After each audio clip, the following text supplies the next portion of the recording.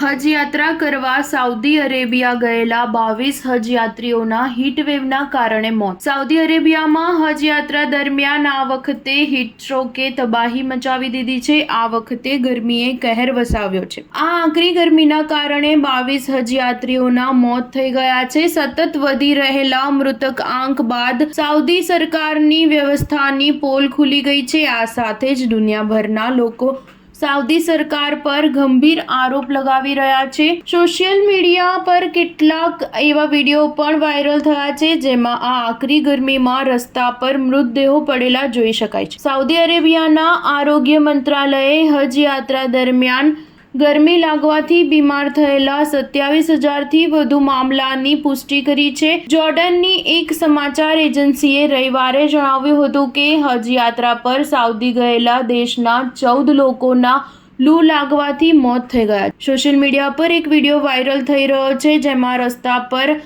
અનો divider પર મૃતદેહો પડેલા નજર આવી રહ્યા છે. જો કે આ વિડીયોની સત્તાવાર પુષ્ટિ નથી થઈ શકી.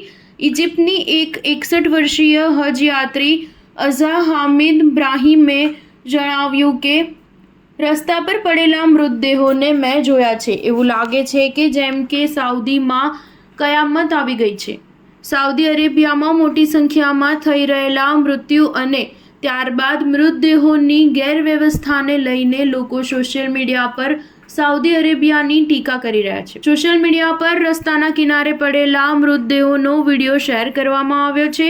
આ સાથે જ સવાલ કરવામાં આવ્યો છે કે શું આના માટે સાઉદી શાસનને જવાબદાર ઠેરવવામાં આવશે, જ્યારે સાઉદી ઇસ્લામિક પર્યટનને પ્રમોટ કરે છે અને અજબોની કમાણી કરે છે. સ્ટાર ન્યૂઝ 7 હંમેશા સચ્ચાઈની સાથે.